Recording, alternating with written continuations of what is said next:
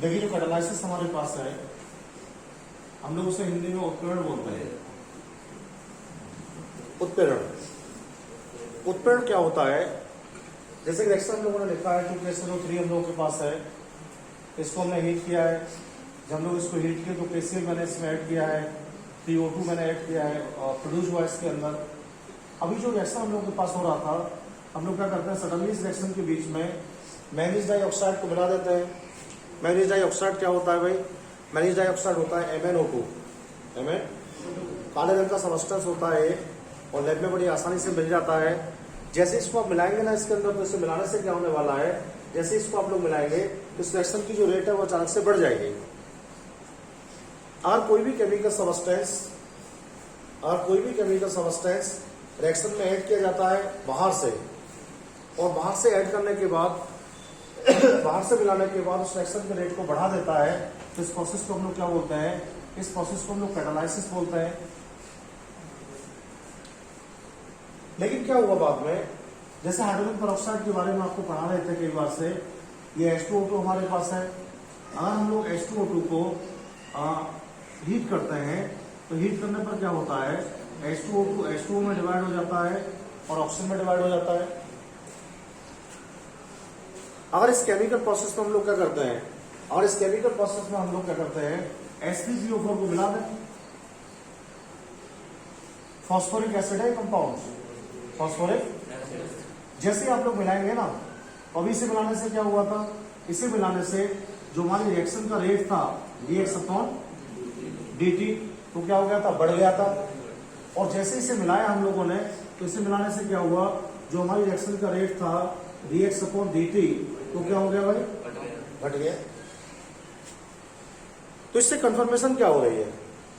देखिए भाई, इससे कंफर्मेशन ये हो रही है, अगर आपने बाह्य पदार्थ को रासायनिक क्रिया में मिलाना पड़ेगा आपको, और जैसे ही बाह्य पदार्थ को आपने रासायनिक क्रिया में मिलाया, और रासायनिक क्रिया मिलाने के बाद क्या हुआ, उस पदार्थ ने दो फंक्शन करना है। पहला फंक्शन क्या करना है भाई? पहला फंक्शन ये करना है कि रासायनिक क्रिया के वेग को बढ़ा भी सकता है या फिर घटा भी सकता है। जो पदार्थ रासायनिक क्रिया में बाह्य रूप से मिलाए जाते हैं, और बाह्य रूप से मिलाने के बाद रासायनिक क्रिया के वेग को या तो बढ़ा देते हैं या घटा देते हैं, उन्हें हम लोग क्या बोल सकते हैं? इस घटना को हम लोग क्या बोल सकते हैं? इस घटना को कैटालाइसिस कह सकते हैं। और आप ध्यान रखेंगे, जिन पदार्थों का आप लोगों ने इस्तेमाल किया है ना, ये जो MnO2 आपने लिया है, H3PO4 आपने लिया है, ये सारे पदार्थ जो होते हैं, इन पदार्थों को हम लोग कैटालिस्ट बोलते हैं। कितना इंपोर्टेंट विषय है हमारी बुक के अंदर ये। हर रिएक्शन के ऊपर उत्प्रेरक लिखा होता है। 90% रिएक्शन ऐसी होती है एक रासायनिक केमिस्ट्री में जिनमें उत्प्रेरक लिखा होता है तीर के ऊपर। तो हम लोग समझते हैं इसका फंक्शन क्या है, एरो पर क्यों लिखा गया है इसके लिए, तो हम समझ सकते हैं कि उस रासायनिक क्रिया का बाह्य पदार्थ है, और रासायनिक क्रिया का जो बाह्य पदार्थ है, तो क्या करेगा रासायनिक क्रिया में उपस्थित होने के बाद या तो वेग को घटाएगा या वेग को घटाएगा। जिन पदार्थों में रासायनिक क्रिया के वेग को बढ़ाने की और घटाने की क्षमता होती है, जिन पदार्थों में रासायनिक क्रिया के वेग को बढ़ाने की या घटाने की क्षमता होती है, उन्हें हम लोग क्या बोलते हैं? उत्प्रेरक कहते हैं। क्या कहते हैं? उत्प्रेरक कहते हैं हम लोगों ने। और घटना को हम लोग क्या बोलते हैं? कैटालाइसिस। अब हम वेग बढ़ाना घटाना नहीं बढ़ेंगे, है ना। हम सिर्फ ये कहने वाले हैं सबसे, वेग बढ़े या घटे, इससे हमें कोई मीन्स नहीं है। यहाँ लिखेंगे रेट चेंज। अब चेंज में वही दोनों बातें आ गई। वेग बदल भी सकता है, और बदलने में क्या हो सकता है, बढ़ भी सकता है और घट भी सकता है। तो अगर आज के बाद कोई पूछेगा आपसे कैटालिस्ट क्या होते हैं, या उत्प्रेरक क्या होते हैं, तो कैसे डिफाइन करेंगे? हम बताएंगे ऐसे रासायनिक पदार्थ जो बाह्य रूप से रासायनिक क्रिया में मिलाए जाते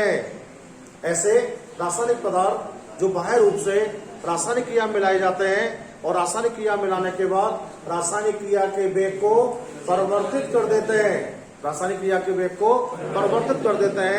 उत्प्रेरक कहलाते हैं। उत्प्रेरक कहलाते हैं। और ये घटना क्या कहलाती है? कैटालाइसिस या उत्प्रेरक कहलाती है। तो आपको सर को बताना है ऐसे एक्सटर्नल सबस्टेंस जो केमिकल रिएक्शन में प्रेजेंट होने के बाद, ऐसे एक्सटर्नल केमिकल सबस्टेंस जो केमिकल रिएक्शन में प्रेजेंट होने के बाद उस रिएक्शन की रेट को चेंज करने की टेंडेंसी शो करते हैं, उन्हें कैटालिस्ट कहते हैं। और साइंस में घटना को हम लोग क्या बोलते हैं? कैटालाइसिस। बात समझ में आ गई? क्या समझ में आ गया? बहुत सिंपल बात।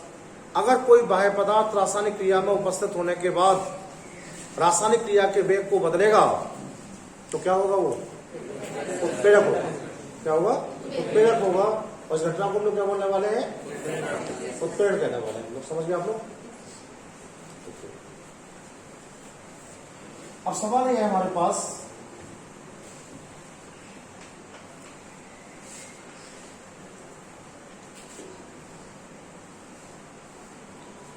देखिए जो कैटालाइसिस हमारे पास है उसमें दो तरह से पढ़ने वाले हैं भाई। एक तो कैटालाइसिस होता है होमोजेनस टाइप से,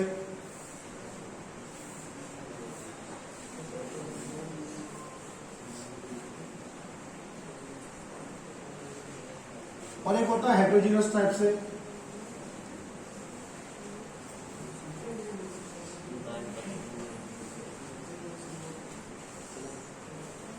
इसे क्या बोलते हैं हम लोग हिंदी में? इस वाले को इसे बोलता है समांगी उत्प्रेरण।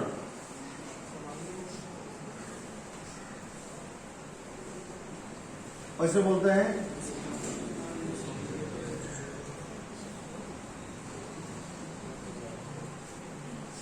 अब समांगी और विषमांगी क्या होता है? अब जैसे सिंपल रिएक्शन नोट कर रहा हूं मैं। सिंपल रिएक्शन हमारे पास है N2 लिखा हुआ है, 3H2 लिखा हुआ है, और ये बनाया मैंने आपको 2NH3। और ये रासायनिक क्रिया मैंने Fe की उपस्थिति में कराई है, यानी Fe जो इसमें कैटालिस्ट है। क्या है? कैटालिस्ट है। एक एक्शन मैंने लिखा है 2SO2 plus O2 reverse arrow 2SO3। ये प्लेटिनम की प्रेजेंस में कराया है।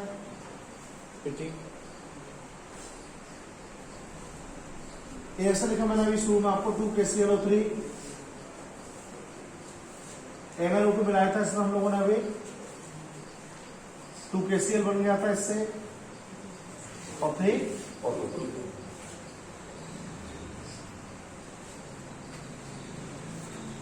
ये लिखा हुआ है CH3 COOH C2H5OH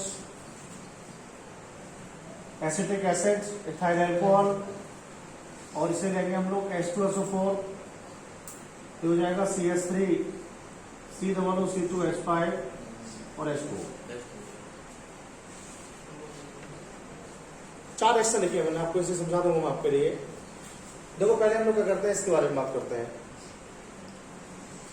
सर जब इस कंपाउंड को आपको देंगे ना, तो इसकी जो प्रवस्था होगी वो सॉलिड होगी।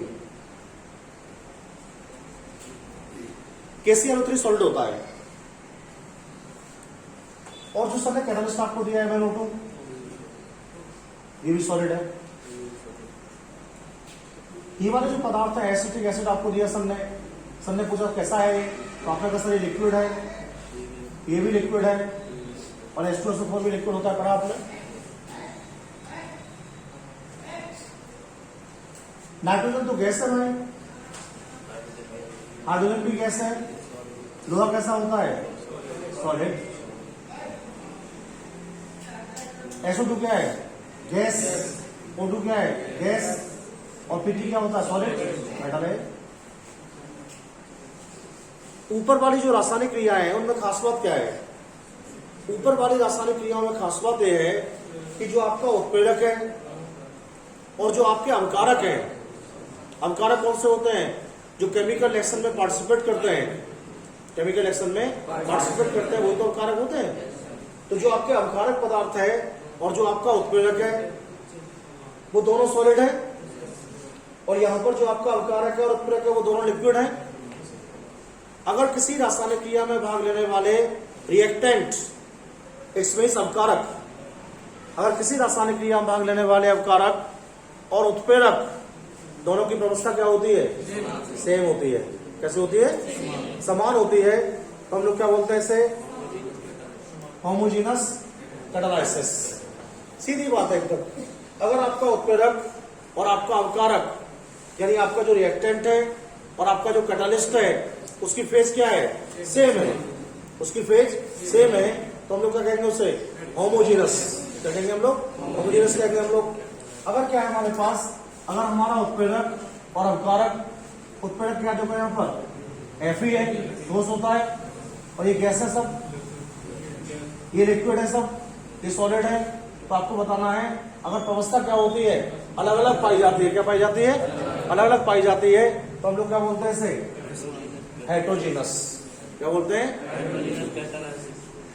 बात समझ में आई नहीं? दोबारा बताओ। मैं भी कह रहा हूं आपसे,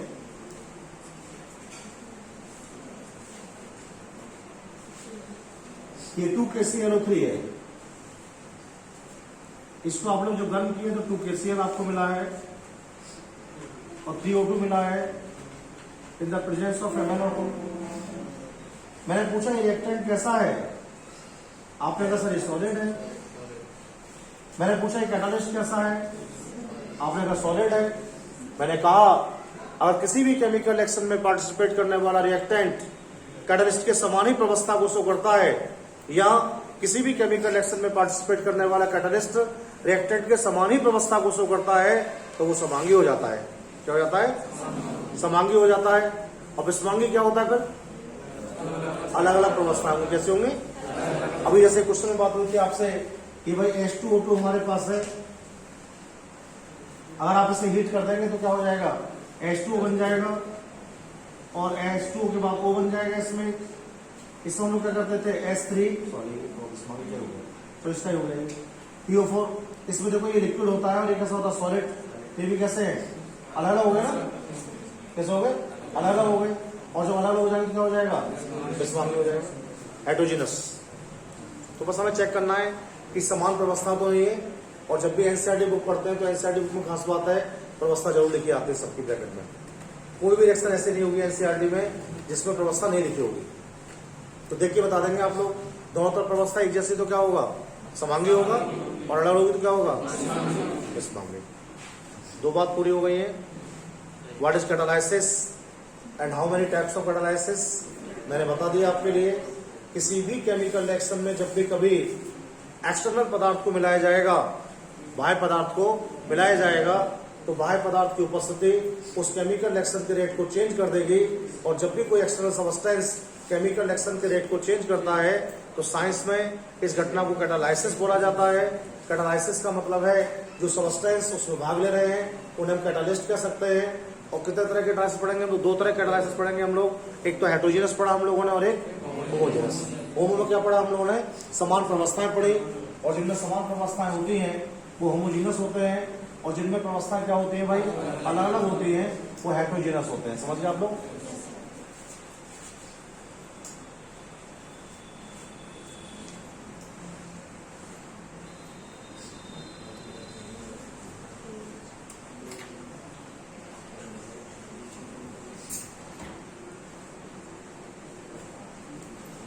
विषय है उत्प्रेरक की विशेषताएं। उत्प्रेरक की विशेषता सबसे पहला टॉपिक आपको पढ़ाएंगे इसमें। अब हमें समझ में आ गया उत्प्रेरक क्या होते हैं। तो क्या होते हैं उत्प्रेरक? दो खास बात, बाहर से मिलाए जाएंगे और वेग को बदल देंगे। क्या कहलाएंगे? उत्प्रेरक कहलाएंगे। अब कुछ चीजें आपको ध्यान रखनी है। उत्प्रेरक की प्रॉपर्टी क्या है पहले समझ लीजिएगा आप लोग। तो वो सबसे पहला प्रॉपर्टी क्या होता है उत्प्रेरक का? सबसे पहला प्रॉपर्टी उत्प्रेरक का ये होता है कि उत्प्रेरक कभी भी किसी केमिकल रिएक्शन को स्टार्ट नहीं करता है। ऐसा नहीं है कि आपने नाइट्रोजन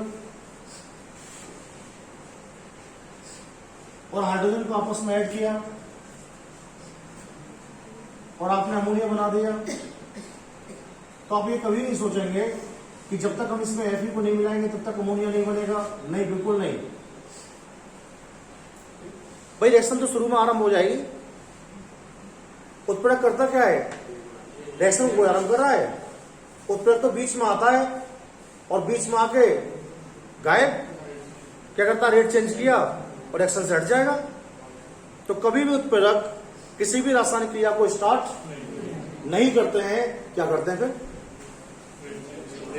रेट चेंज करते हैं। कब से, जब उन्हें मिला दिया जाता है, रासायनिक क्रिया के बीच में मिला दिया जाता है। तो पहली बात तो ये होगी भाई। दूसरी बात, ये जो Fe है ना, ये यूनिक है। यूनिक से मेरा मीन्स क्या है, विशिष्ट। कैसा है, विशिष्ट है। अभी 3-4 रासायनिक क्रिया लिखी थी मैंने आपके सामने, तो उन 3-4 में क्या किया था मैंने, किसी में मैंने आपको MnO2 मिलाकर दिया था, एक में मैंने आपको H2 सुपर मिलाकर दिया, और एक केमिकल रिएक्शन में क्या किया था मैंने भाई, एक केमिकल रिएक्शन में आपको मिलाकर दिया था H3PO4। अभी Fe मिलाया मैंने इसके अंदर। जितनी भी रासायनिक क्रिया हम लोगों ने पढ़ी थी, उन सभी रासायनिक क्रियाओं में हमने अलग अलग उत्प्रेरक लिया है। इससे क्या कंफर्म हो गई बात, इससे ये बात कंफर्म हो गई कि एक ही कैटालिस्ट एक से ज्यादा जगह पर फंक्शन नहीं कर सकता है। हम लोग क्या कहते हैं, जैसे हमारा कोई फ्रेंड होता है, कहते हैं यार ये मेरा विशेष दोस्त है, ये मुझे दिलो जान से चाहता है। अगर वो तुम्हें दिलो जान से चाहता है तो किसी और को नहीं चाहता है। एक ही तो दिल है, 2 दिल तो होते नहीं। तो क्या है वो आपके लिए, वो आपके लिए यूनिक है।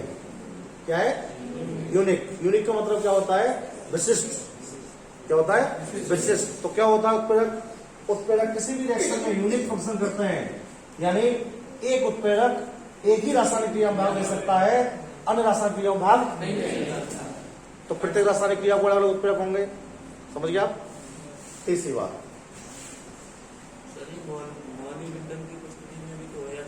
वो पर्दक होता है। दूसरी बात आपको बतानी है, ये हमारे पास रिएक्टेंट है और एक प्रोडक्ट है। हमने इसमें कैटालिस्ट बना दिया है। देखिए, कोई भी उत्प्रेरक जो रासायनिक क्रिया में आता है, रासायनिक क्रिया में आने के बाद कभी भी ना तो रिएक्टेंट की मात्रा को प्रभावित करता है और ना ही प्रोडक्ट की मात्रा को प्रभावित करता है। केवल क्या करता है, रेट चेंज करता है। केवल क्या करता है, अगर आपने 10 ग्राम मिलाया है तो रासायनिक क्रिया के बाद आपको 10 ग्राम वापस मिल जाएगा। अगर आपने 10 ग्राम उत्प्रेरक मिलाया किसी रिएक्शन में, मान लीजिएगा, तो उतना ही कैटालिस्ट आपको रासायनिक क्रिया के बाद बच जाएगा। यानी उत्प्रेरक कभी भी रासायनिक क्रिया में नष्ट नहीं होते हैं, वो जैसे आप मिलाते हैं रासायनिक क्रिया के बाद वैसे ही आपको मिल जाते हैं। और आपको बताना है, जब जैसा मिलाएंगे वैसा पाएंगे हम लोग। तो इसका मीन्स क्या है, ना तो रिएक्टेंट की मात्रा बदलेगी और ना ही प्रोडक्ट की मात्रा बदलेगी। यानी जो कैटालिस्ट है, इसका मीन्स क्या हो गया, इसका मीन्स हो गया जो कैटालिस्ट है वो ना तो प्रोडक्ट को इफेक्टिव करता है और ना ही रिएक्टेंट को इफेक्टिव करता है। मात्रा के पर्पज से बात करना है ना।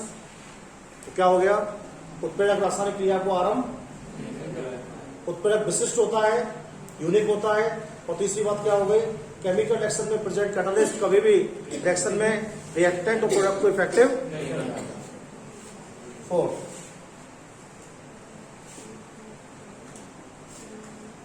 देखो भाई, 4th क्या है, आपके पास गैस कैटालिस्ट भी हो सकता है, सॉलिड भी हो सकता है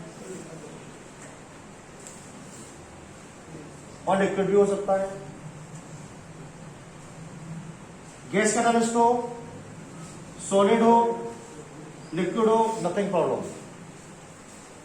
कुछ भी मिला सकते हैं आप, जैसा मिलाएंगे वैसा ही पाएंगे। अगर आपने गैस मिलाया है तो केमिकल रिएक्शन के बाद गैस ही आपको मिलेगा। अगर आपने सॉलिड मिलाया है तो सॉलिड ही आपको मिलेगा। अगर आपने लिक्विड मिलाया है तो लिक्विड ही आपको मिलेगा। तो जैसी प्रवस्था का उत्प्रेरक आप इस्तेमाल करेंगे, जैसी प्रवस्था का उत्प्रेरक आप इस्तेमाल करेंगे आफ्टर केमिकल रिएक्शन, वैसे ही फेज का उत्प्रेरक आपको वापस मिल जाएगा। यानी जिस फेज में कैटालिस्ट को ऐड किया जाएगा, जिस फेज में कैटालिस्ट को ऐड किया जाएगा आफ्टर केमिकल रिएक्शन, उसी फेज में वो आपको मिल जाएगा। लेकिन ध्यान रखना है, ध्यान में रखना है कि अगर आपने किसी मेटल का इस्तेमाल किया है तो जो मेटल होता है उसकी सरफेस जो होती है वो ब्लैक हो जाती है, साइन चली जाती है इसकी। और सरफेस क्यों ब्लैक हो जाती है कि जब भी रिएक्शन में आता है ना तो इसके साथ इलेक्ट्रॉनिक चेंज होता है, इलेक्ट्रॉन देता है, किसी को लेता भी है, किसी इलेक्ट्रॉन इस तरह से। तो इलेक्ट्रॉन निकलने की वजह से जब किसी सरफेस से इलेक्ट्रॉन निकलना स्टार्ट हो जाते हैं तो क्या कहते हैं इस घटना को हम लोग फोटो इलेक्ट्रिक इफेक्ट पढ़ाया था, फोटो इलेक्ट्रिक इफेक्ट कहते हैं, प्रकाश वैद्युत प्रभाव कहते हैं। और जब भी प्रकाश वैद्युत प्रभाव होता है ना तो सतह काली पड़ जाती है। कैसे हो जाती है? काली पड़ जाती है। इस वजह से जो हमारे मेटल्स होंगे उनका जो साइन होगा, जो चमक होगी, क्या हो जाएगी? समाप्त हो जाएगी। कैसे हो जाएंगे? वो काले हो जाएंगे। लेकिन द्रव्यमान में कोई फर्क नहीं आएगा। फिफ्थ पॉइंट क्या है हमारा? फिफ्थ पॉइंट यह है जो कैटालिस्ट आपके पास अवेलेबल है उन्हें दो तरह से इस्तेमाल कर सकते हैं आप। एक तो आप पाउडर के रूप में इस्तेमाल कर सकते हैं, आप उसका पाउडर बना लें, और एक आप उसे सॉलिड फॉर्म में इस्तेमाल कर सकते हैं, ठोस ऐसे ही टुकड़ों के रूप में। तो ये तो हर बार हमारे एग्जाम में क्वेश्चन आ रहा है। उत्प्रेरक का बारीक powder, fine powder highly reactivity को शो करता है। क्यों? या जो उत्प्रेरक होता है और उसे पाउडर में चेंज कर दिया जाएगा तो उसकी क्रियाशीलता क्यों बढ़ जाएगी? ऐसा क्या रीजन? उसकी रिएक्टिविटी बढ़ जाएगी। तो आपको बताना क्या है इसमें? आपको बताना यह है जैसे हमारे पास निकेल है, ये ऐसा होता है इसका स्ट्रक्चर निकेल का, बहुत बढ़िया उत्प्रेरक है ये। जब भी कभी किसी रासायनिक क्रिया में आपको हाइड्रोजन जोड़नी होती है, हाइड्रोजन मिलाना होता है, तो उस समय निकेल का इस्तेमाल हम लोग करके दिखाया करेंगे आपके लिए। वॉल्यूम सेकंड में बहुत बार आएगा ये और बहुत अच्छा कैटालिस्ट है ये। ऐसा होता है नहीं देखने में। और आपने अगर इसे पीस दिया बारीक, तो बारीक पीसने से क्या होगा भाई? इसके जो बॉन्ड है ना ये टूट जाएंगे। और एक बॉन्ड में कितने इलेक्ट्रॉन आते हैं? 2 इलेक्ट्रॉन। एक बॉन्ड टूटेगा 2 इलेक्ट्रॉन फ्री हो जाएंगे, एक बॉन्ड टूटेगा 2 इलेक्ट्रॉन फ्री हो जाएंगे, एक बॉन्ड टूटेगा 2 इलेक्ट्रॉन फ्री हो जाएंगे।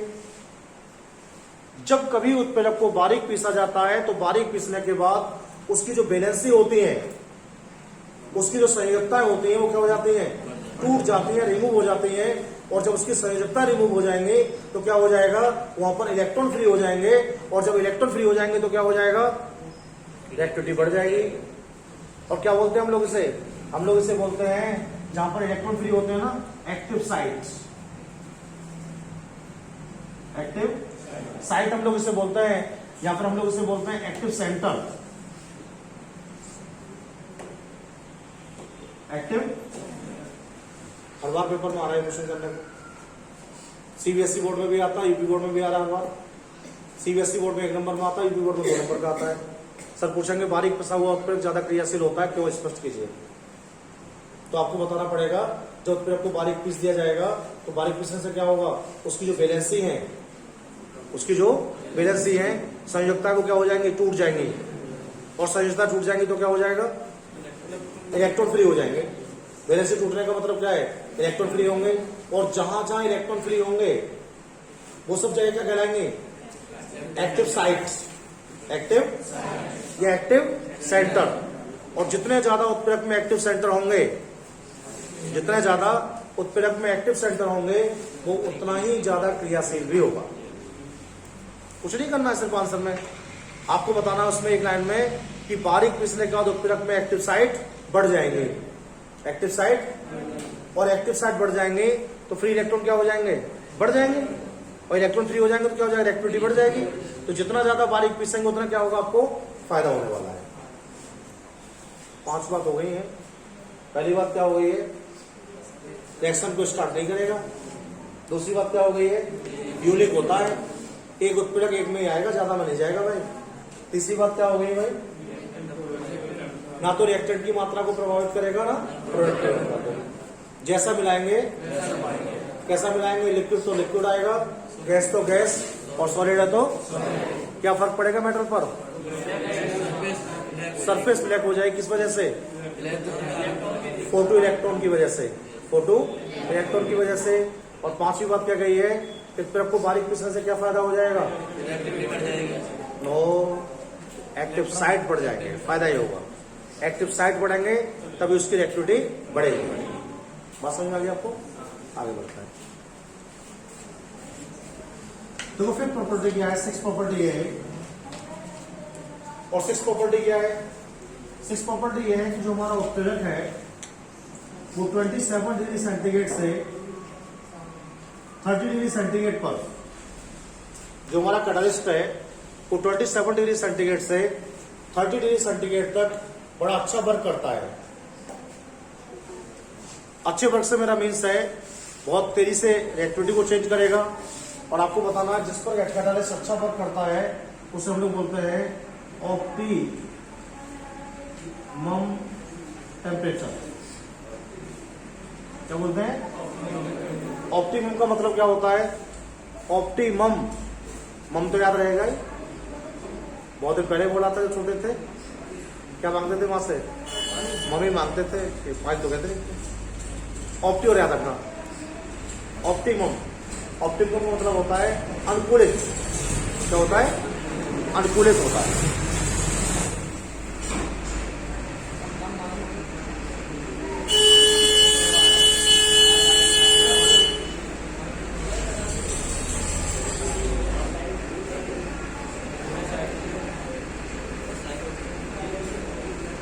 सेवन प्रॉपर्टी क्या है,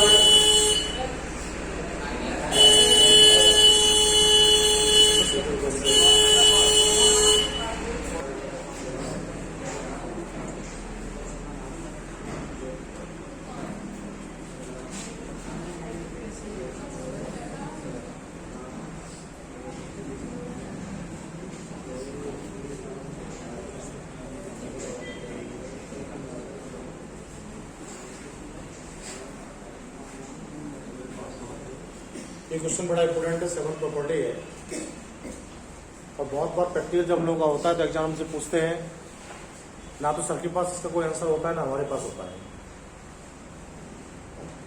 ये क्या चीज है, देखो सवाल ये पूछा गया है कि रिएक्शन रिवर्स हो रहा है। रिवर्स का मतलब क्या होता है समझ लीजिए पहले आप, सबको पढ़ाया मैंने लास्ट टाइम। ये जो आगे की तरफ हो रहा है ना, आधा एरो का शो कर रहा है, आगे की तरफ शो कर रहा है, इसे बोलते हैं फॉरवर्ड, क्या बोलते हैं, और जो एरो पीछे की तरफ से हो रहा है इसे बोलते हैं बैकवर्ड। तो ये है dx over dt f, forward action का वेग, और ये क्या है dx over dt b, backward action का वेग। ये एरो कब आता है, ये एरो तब आता है जब इन दोनों रासायनिक क्रियाओं का वेग बराबर हो जाता है। यानी जितने वेग से, जितनी रेट से N2 और H2 अमोनिया में चेंज हो रहे हैं, उतने ही रेट से अमोनिया किसमें चेंज हो रहा है, और N2H2 में चेंज हो रहा है। तो साइंटिस्टों ने सवाल पूछा कि भाई बताओ कि दोनों तरफ वेग तो बराबर है, जितने वेग से हम लोग आगे जा रहे हैं उतने वेग से पीछे आ रहे हैं, तो फिर इसमें उत्प्रेरक मिलाने की आवश्यकता क्या पड़ी आपके लिए, भैया क्या करेगा। ऐसी कंडीशन में ये जो कैटालिस्ट है हमारा, ये कोई फायदा तो पहुंचाएगा नहीं हमें, क्योंकि जितने वेग से हम लोग क्या कर रहे हैं, आगे जा रहे हैं, उतने से पीछे आ रहे हैं। जितना वेग आगे बढ़ेगा उतना घटेगा, इधर जल्दी बढ़ेगा। तो क्या फंक्शन है इसके अंदर, 2 मार्क्स में एक्सप्रेशन करने को आती है। साम्य क्रियाओं के अंदर जिनमें एरो आ जाता है ना, रिवर्स एरो जिनमें आ जाता है, उन्हें बोलते हैं इक्विलिब्रियम। क्या बोलते हैं,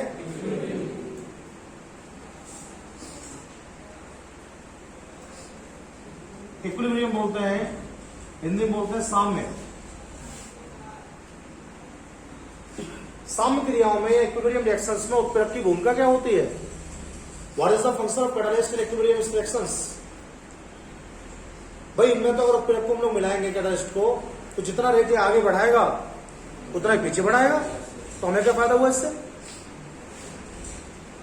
भाई क्या हुआ, मैं 2 कदम 1 कदम इधर चला और फिर 1 कदम इधर आ गया, कितना डिस्प्लेसमेंट हुआ? 0 हुआ ना। तो ये तो 0 डिस्प्लेसमेंट हो रहा है, इसके अंदर कुछ हो ही नहीं रहा है। तो आपको बताना क्या है? आपको बताना है इस केमिकल रिएक्शन में जो कैटालिस्ट हम लोग ऐड कर रहे हैं ना, इस केमिकल रिएक्शन में जो कैटालिस्ट हम लोग ऐड कर रहे हैं वो शुरू में वर्क करेगा केवल। कब तक वर्क करेगा मैं आपको समझाता हूं। देखो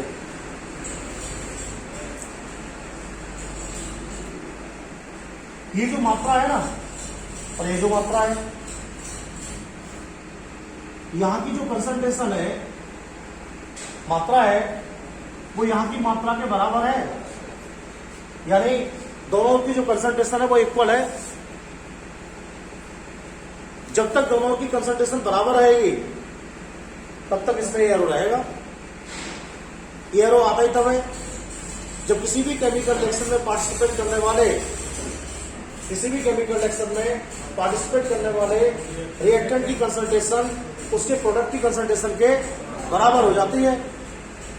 किसी भी केमिकल रिएक्शन में पार्टिसिपेट करने वाले रिएक्टेंट की कंसंट्रेशन जब प्रोडक्ट कंसंट्रेशन के बराबर हो जाती है तो हम लोग क्या बोलते हैं इसके लिए? साम्य बोलते हैं। क्या बोलते हैं? साम्य बोलते हैं।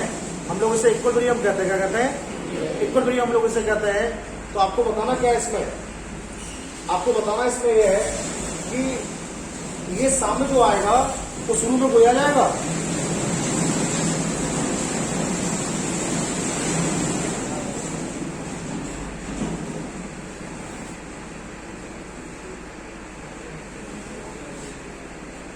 शुरू में क्या होगा? देखो आप, ये N2 हमारे पास है, ये H2 हमारे पास है, अमोनिया बना रहे हैं हम लोग।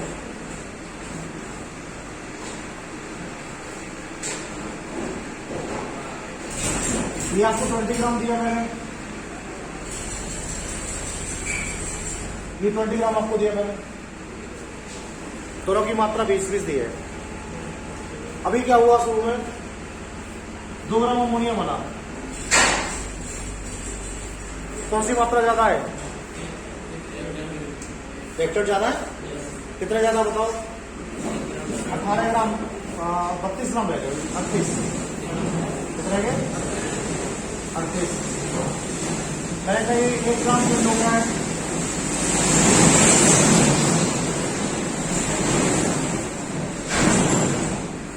और ये 1 ग्राम चेंज हुआ है तो कितना रह गया?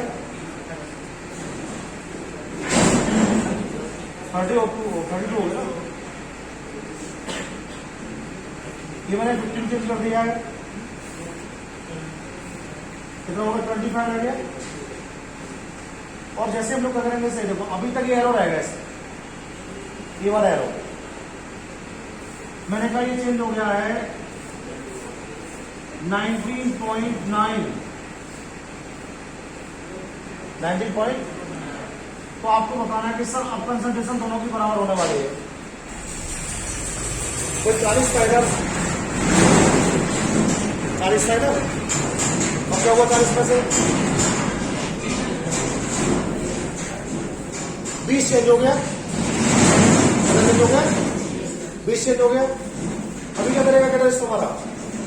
अब ये जो एफई हमारे पास है, ये एफई अभी तो वेग को बढ़ाएगा, इधर बढ़ाता रहेगा, बढ़ाता रहेगा, बढ़ाता रहेगा। और जैसे इसकी मात्रा 20 के आसपास होगी इधर, तो 40 में से 20 इधर आ जाएगा, कितना बचेगा? इधर बराबर हो जाएगा। और जैसे ही मात्रा बराबर होगी तो ये एरो हट जाएगा इसमें से। फिर कैसा एरो आ जाएगा? रिवर्स आ जाएगा और साम्य हो जाएगा। और जैसे साम्य होगा तो उत्प्रेरक यहां से हट जाएगा, फिर कोई फंक्शन नहीं होगा इसका। कब तक फंक्शन करेगा? केवल जब तक कि साम्य नहीं आ जाएगा। और साम्य आने के बाद क्या होगा? इसका फंक्शन क्लोज, कोई फंक्शन नहीं होगा। तो आप ध्यान रखेंगे, सर पूछेंगे भाई इसमें क्या फंक्शन है, तो आपको बताना है सर रिवर्स एरो आने के बाद उत्प्रेरक की रासायनिक क्रिया में कोई फंक्शन नहीं होती है। सर पूछेंगे कब तक फंक्शन रहने वाली है, तो आपको बतानी है सर जब तक हमारा रिएक्टेंट 50% प्रोडक्ट में कन्वर्ट नहीं हो जाएगा। जैसे चेंज हो जाएगा, बराबर मात्रा दोनों तरफ हो जाएगी, तो काम करने का कर देगा, बंद कर देगा। तो आपको बताना आरंभ में तो रासायनिक क्रिया के वेग को बढ़ाता है, आरंभ में तो रासायनिक क्रिया के वेग को बढ़ाता है। कब तक बढ़ाता रहेगा? जब तक कि सांद्रता बराबर नहीं होती है। लेकिन जब सांद्रता बराबर हो जाएगी तो साम में आ जाएगा। साम में आने के बाद उत्प्रेरक जितना वेग आगे बढ़ाएगा उतना ही पीछे बढ़ाएगा, इसलिए फिर इसका कोई इंपोर्टेंस क्या करेगा? साम्य को अतिशीघ्र स्थापित करेगा, साम्य को अतिशीघ्र स्थापित करेगा।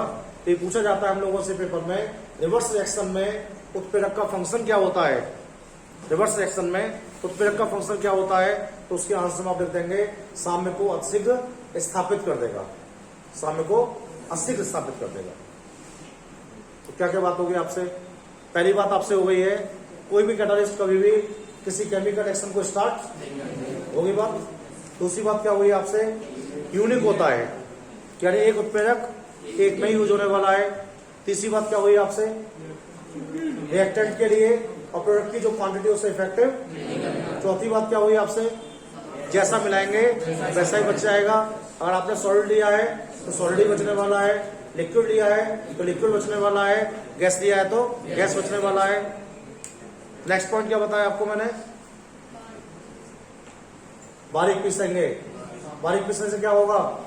एक्टिव साइट बढ़ जाएंगे, एक्टिव साइट ज्यादा होंगे तो उत्प्रेरक ज्यादा कैटालिस्ट जो है ज्यादा क्रियाशील होगा। छठा क्या बताया? ऑप्टिमम टेम्परेचर के बारे में। क्या बताया? ऑप्टिमम टेम्परेचर के बारे में बताया।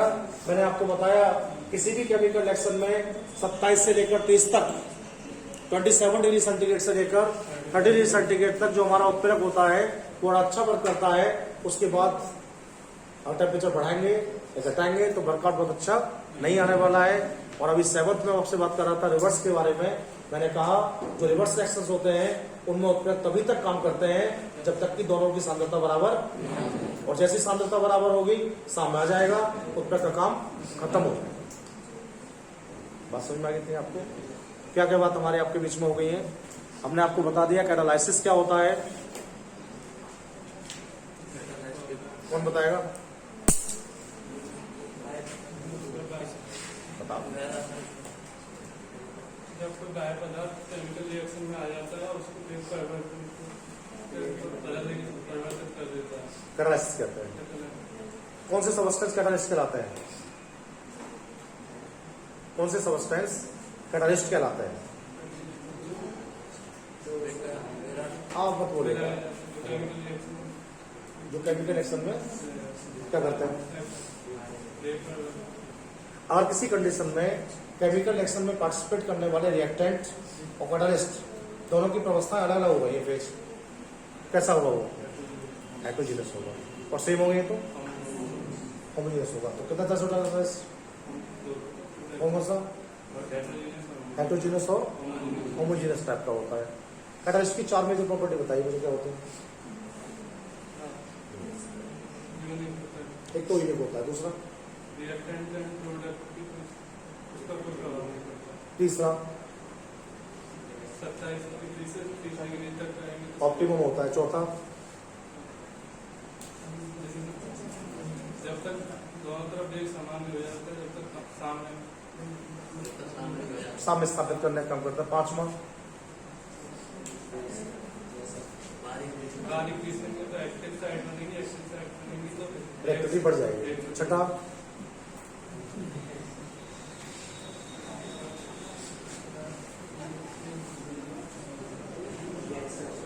रिएक्शन को स्टार्ट नहीं करेगा, रिएक्शन को स्टार्ट देखिए इतना आपको समझ में आता रहेगा तो काम चल जाएगा। दूसरी बात देखो, एक बात ध्यान रखें आप लोग, ये आप चुप कुर्सी मत बैठा करो, बोलने का प्रयास किया करो। और जब 4 से आप बोलेंगे ना खड़े होके तो आपको कोई प्रॉब्लम ही नहीं होगी। इसे बंद कर दीजिएगा आप। चलो